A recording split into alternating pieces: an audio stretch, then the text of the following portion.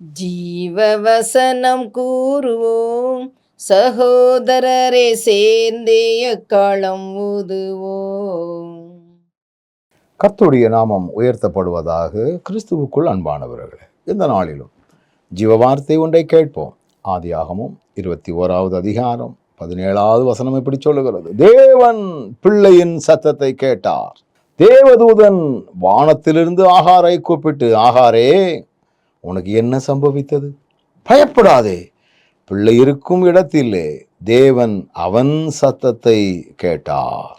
ஆகார் என்பவள் யார்? நமக்கு நல்லா தெரியும். சாராள் என்று சொல்லக்கூடிய ஆபிரகாமினுடைய மனைவியினிடத்திலே உதவியாயிருந்தவள், அடிமையாயிருந்தவள், அடிமை பெண் என்று சொல்லப்பட்டிருக்கிறது.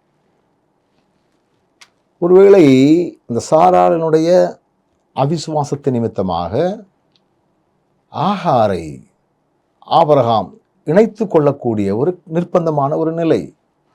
ஆண்டவர் ஆகாருக்கு ஒரு கற்பத்தின் கனியை கொடுத்தார். தான் யார் வீட்டிலே இருந்து நமக்கு இப்படிப்பட்ட ஒரு பாக்கியம் கிடைத்ததோ என்பதை அவள் உணராமல் சாராளையே அவள் நகைக்கக்கூடிய ஒரு நிலை வந்ததாக வசனம் சொல்லுகிறது. எனவே ஆண்டவர் அந்த சாராளின் மூலமாக அவளை துரத்தி விடக்கூடிய நிலை. ஏன்னா சாராளுக்கு அதை பிடிக்கல.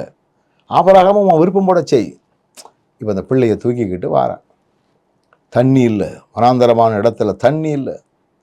அதனால வேதவசனம் மிக தெளிவாக சொல்லுகிறது, பிள்ளை சாகிறத, தண்ணி இல்லாமல் சாகிறத பெத்த தாய் எப்படியாவது பார்ப்பேன். ஒரு பக்கத்தில் போட்டுட்டு கொஞ்சம் தூரத்தில் போய் அவள் அப்படியே அழுதாள். ஜெபித்தாள் என்று சொல்லலை, அழுதாள். ஒரு பக்கம் பிள்ளையும் அழுது, ஒரு பக்கம் ஆகாரும் அழுதாள்.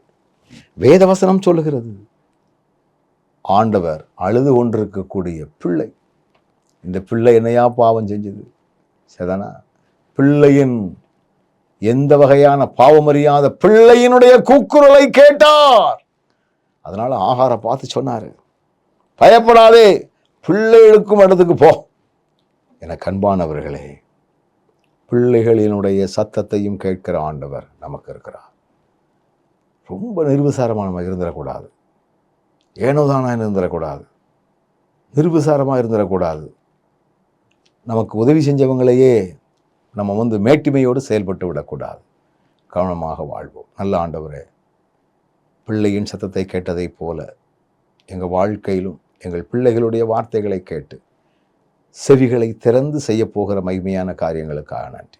இயேசுவின் நாமத்தில் ஜெபிக்கிறோம் நல்ல பிதாவே, ஆமென்.